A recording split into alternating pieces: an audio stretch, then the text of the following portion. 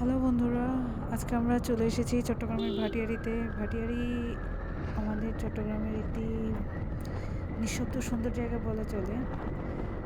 এই অঞ্চলের প্রকৃতির সৌন্দর্য এবং চমৎকার রাস্তাগুলো আপনার অবশ্যই মন জুড়াবে, সেটা আমি চোখ বন্ধ করে বলতে পারি। আর বিশেষ করে যারা বাইক রাইডার, তাদের তো তাদের কথা কি বলবো, তারা এই রাস্তার সৌন্দর্যটা সবচেয়ে বেশি উপভোগ করতে পারে, যেটা আমরা করে থাকি। এটা অন্যান্য যানবাহনে হয়তো ততটা ভালো ফিল পাওয়া যায় না। বাইক রাইড করে প্রকৃতির সাথে খুব ভালোভাবে অ্যাটাচ হওয়া যায়। তাই তাই বাইকারদের জন্য একটা লোভনীয় জায়গা বলা চলে।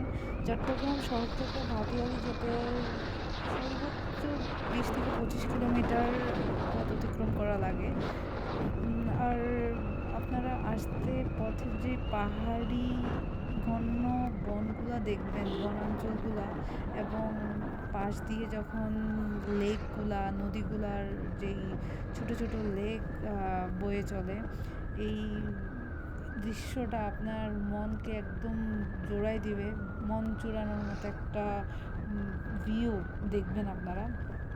পাহাড় থেকে যে লেকের ভিউটা দেখা যায়, অস্থির লাগে। কি বলবো। আর ভাটিয়ারি পৌঁছানোর পর পুরাটা রোড জুড়েই আপনি শুধু প্রকৃতির সাথেই মিশে যাবেন এবং শুধু উপভোগ করবেন প্রকৃতিটাকে।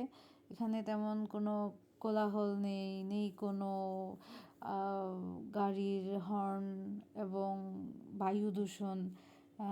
একদম ঠান্ডা একটা পরিবেশ। এটি সেনাবাহিনী নিয়ন্ত্রিত এলাকা, তাই সবসময় পরিষ্কার পরিচ্ছন্ন থাকে।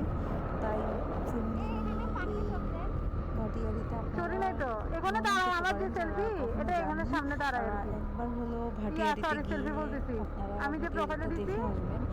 আর এখানে কিছু ঘোরার মতো জায়গা রয়েছে, যেমন ক্যাফে 24, অনেকেই ঘুরতে আসেন, এবং সানসেট পয়েন্ট আছে, তারপর গল্ফ গার্ডেন।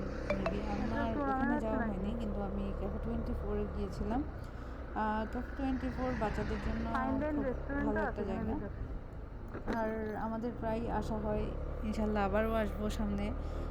সময় পার করতে আমরা চলে আসি। সো যারা আসেন নাই তারা অবশ্যই আসবেন, এসে ঘুরে যাবেন।